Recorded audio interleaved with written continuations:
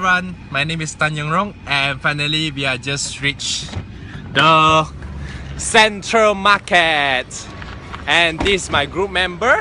Hi, my name is Sim Soping. Yeah, the driver. Hi, my name is Anne. Yes. Can't wait to discover the craft. Go! Let's go! Let's go! We're talking about batik today.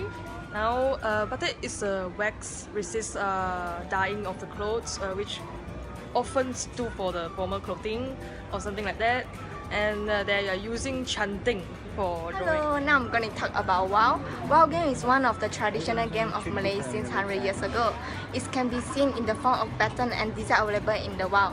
And also, WoW game is the hobby population in Malaysia, especially in Kelantan, Perlis, and Kedah. There are many types of WoW traditional WoW such as WoW Bulan, WoW Kuching, and also WoW Jalan Budi. Hello everyone, I'm going to talk about the Malay's arts and woodcraft, which is something like this.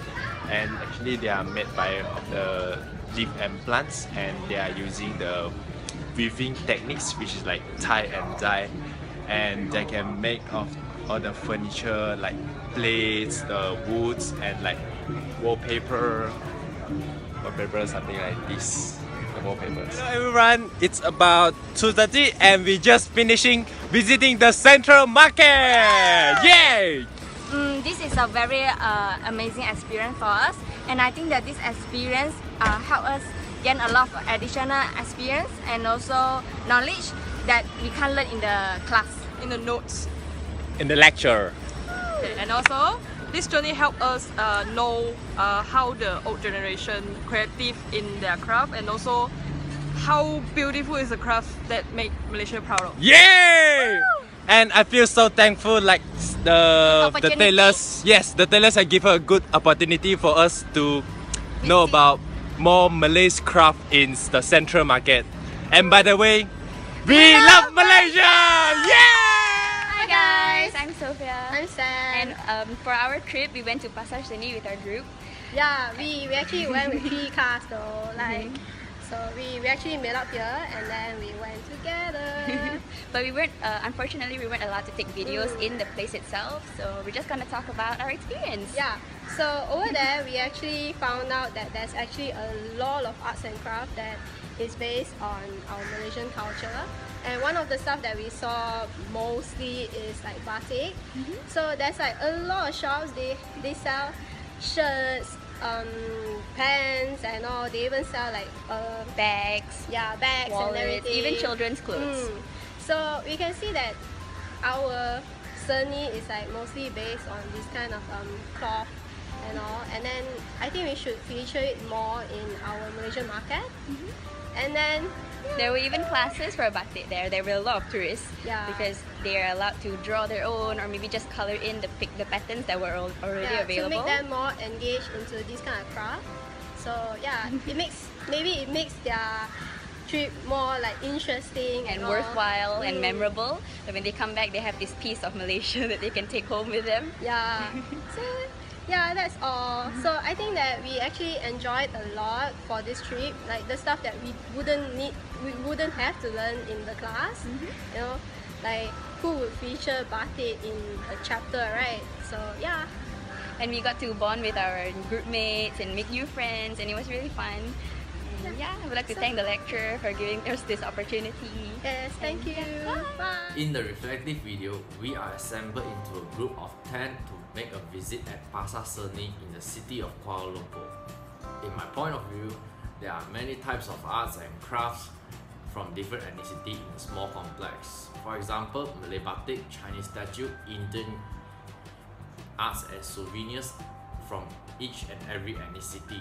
Therefore, from the visit, I've seen the traditional arts and crafts. Last but not least, it was a given opportunity from the module that I have given a chance to learn Malaysia culture in depth. Hello, my name is Shirley He. I have learned a lot after visiting the Central Market with my groupmates, and now have a deeper appreciation for the traditional craft of the Malays. The intricate design of the batik and wall are very impressive. The amount of the time and effort put into each of the batik and wall is incredible, and the craftsmen dedicate their life to perfect their arts.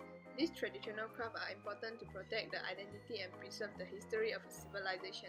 I really appreciate this module for giving me this opportunity to learn and also explore the traditional craft of the Malay culture. Hi, my name is Min Ching, which is from PH. Me and my group member have been Pasar Seni Central Market for our group project. As a Malaysian, it was my first time to Pasar Seni Central Market too. We are here to looking for the traditional craft. There are few types of the traditional craft in Pasar Seni Central Market. One of the traditional craft is Malaysian batik. After the trip, I'm able to know about the history and the process of making of the Malaysian batik.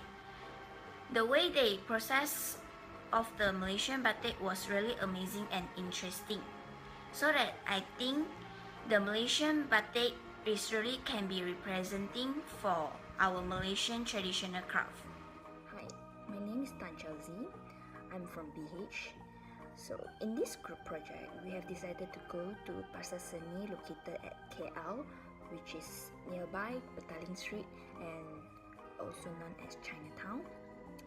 The reason we have chosen Pasar Seni as our destination is in the Pasar Seni itself, there are many different types of religions, such as Malay Street, Indian Street, and Chinese Street.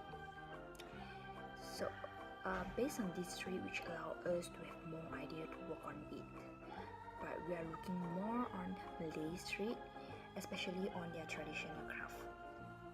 Throughout the visit, I found out that in Malay culture, they are actually have few common traditional craft that we can be seen everywhere, such as batik and wood carving.